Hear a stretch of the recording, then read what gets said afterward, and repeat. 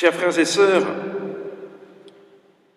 comme je vous le disais sur la petite vidéo en début de Semaine Sainte, la célébration de la Sainte Messe par vos prêtres est actuellement bien singulière, et spécialement en ce jeudi saint. Les fidèles, les paroissiens ne sont plus là devant nous. Alors, le prêtre fait effort, si l'on peut dire, il fait effort pour vous porter en son cœur, pour offrir à Dieu chacune de vos personnes, les enfants, les malades, les personnes âgées, fragiles, vulnérables, les personnes mises au chômage et celles qui continuent de travailler, les parents faisant l'école à leurs enfants, les personnes qui vivent des tiraillements dans leur famille, dans leur couple, celles qui ne peuvent assister leurs proches, qui meurent et qui se retrouvent bien seuls au moment des funérailles. Et combien d'autres situations. À l'autel, seul le prêtre, à l'image du Christ qu'il représente, récapitule et offre à Dieu chacune de vos vies. C'est ce que Jésus fait au Calvaire le vendredi saint, où seul, abandonné de cette foule qui l'acclamait il y a quelques jours, et même de ses disciples, dont il est abandonné, sauf Saint Jean, eh bien, il présente à son Père le sacrifice parfait qui nous réconcilie avec Dieu.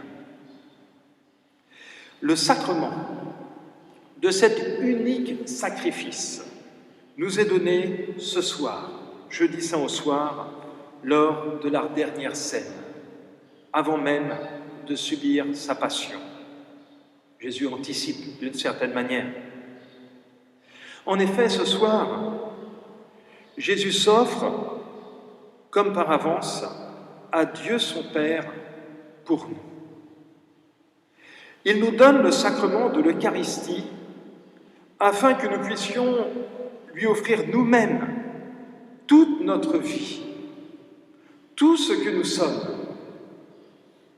Et puisque vous êtes pour quelques semaines, ou peut-être même pour quelques mois, dans l'impossibilité d'assister à la messe, eh bien je vous engage justement à faire effort pour vous unir au sacrifice présenté en votre nom, au nom de l'Église.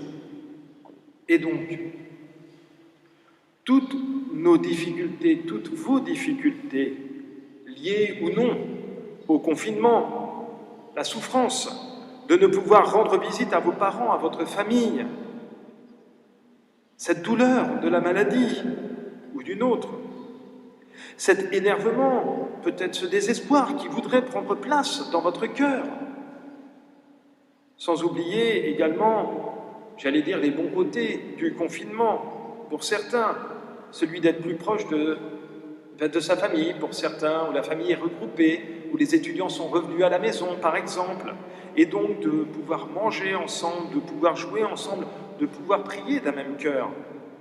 Bref, tout,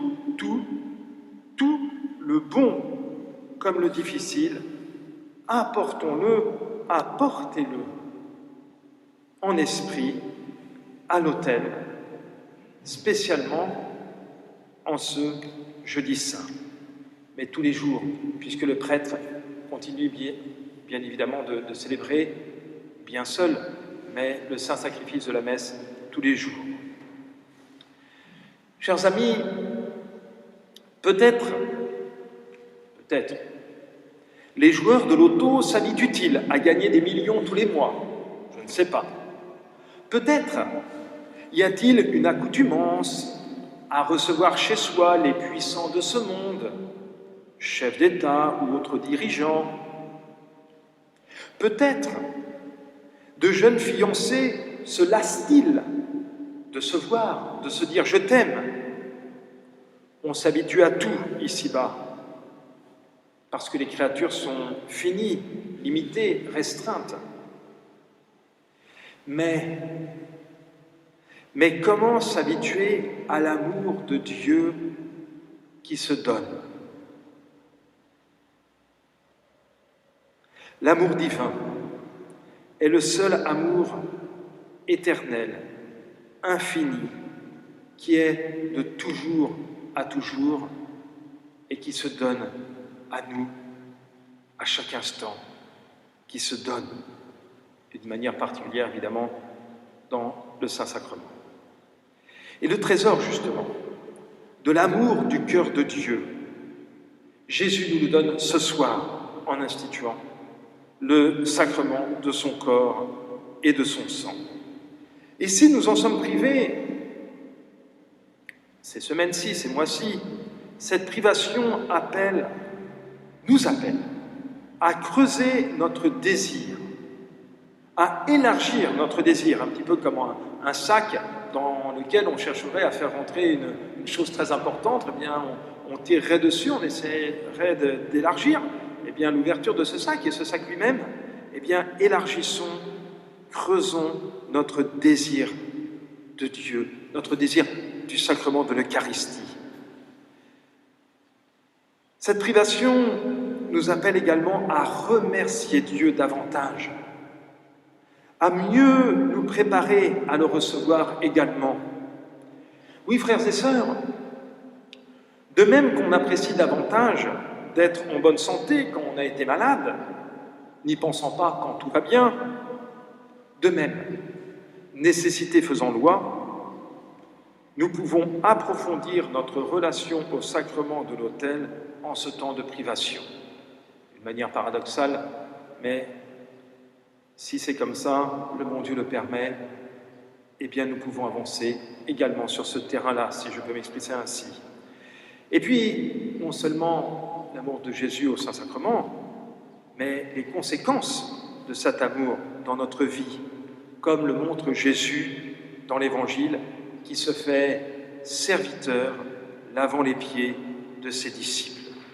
Nous avons actuellement de très beaux exemples de personnes qui se donnent justement à leurs prochains. Je pense notamment aux soignants, mais cela est vrai plus largement.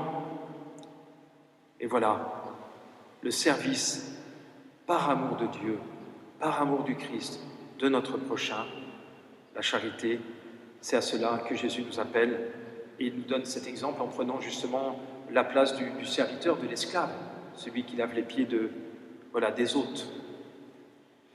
Chers amis, demandons au Seigneur la grâce d'être touchés par son amour inconditionnel qui se donne jusqu'au bout, jusqu'à la mort.